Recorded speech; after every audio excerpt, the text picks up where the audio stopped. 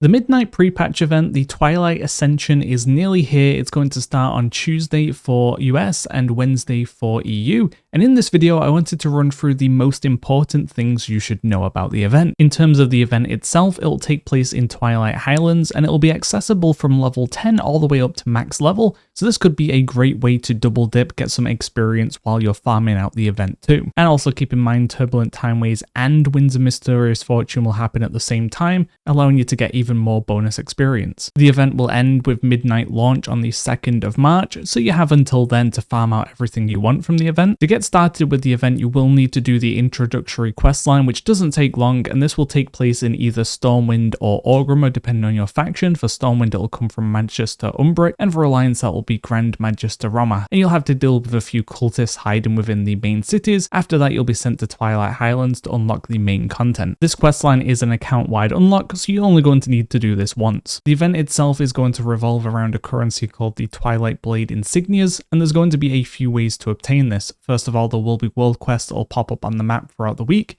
and these are going to give you 10 Twilight Blade Insignias as you go through them. They're generally easy to do, just killing a few mobs or clicking a few things, and you'll get those done. However, once you do these once on your account, they will remove the Twilight Blade Insignia reward and become Resonance Crystals instead. So you only really need to do these once per week. The next main way of getting the Insignias is going to be from 2 weekly quests. One will be to take part in killing these rare spawns, which I'll talk about more in a moment, and the other one is to complete world quests within Twilight Highlands or take part in the rare kills also. Completing these world quests will give you 40 insignias each, which is going to be a quite decent chunk. It means within the first week you could pick up one of the bigger rewards, such as the mount from the vendor. The other main part of the event will be the repeatable content, and this will be doing the rares. Each rare kind of event will last for 10 minutes. You'll head to the area and you'll deal with objectives or killing mobs to fill a bar. Once the bar is complete, you'll be able to defeat a rare, and then once that event is over, eventually it will move to a new location, and then you can continuously repeat this for insignias and also a chance at gear too. There will also be an additional rare that you can have spawn during the event as well, and this will be the Voice of the Eclipse, which you can spawn via the void orbs found in the area of each rare. Killing this will give you the same rewards as the standard rare, which is the insignias and a chance at warbound gear too. Next up, let's move on to the rewards from the event. First of all, you'll have an insignia vendor,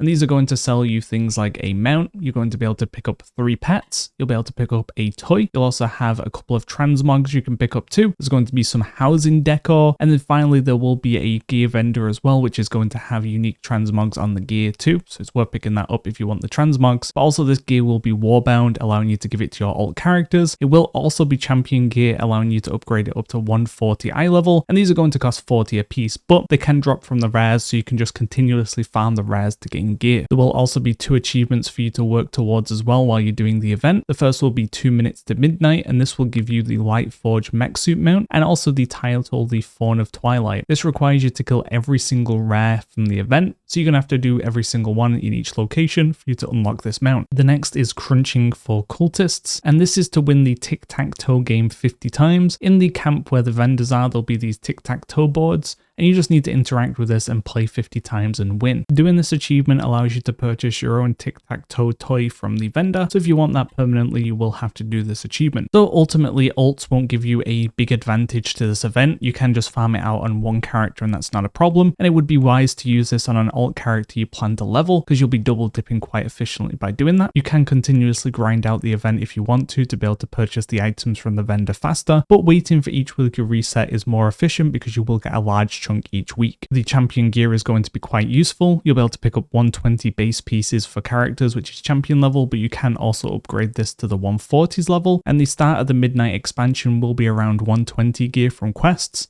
so you will have an eye level advantage over the base gear you're going to be receiving. Additionally, this champion gear can be put into the catalyst, allowing you to get tier sets and also transmog if that's what you're after. And those are the main things about the event. So hopefully you enjoy this, hopefully it gets your characters ready for the expansion, and hopefully it builds some hype for the upcoming midnight expansion. Outside of that, look out for more guides coming soon, especially our heavy coverage coming up for the expansion itself. Thanks for watching, guys. See ya.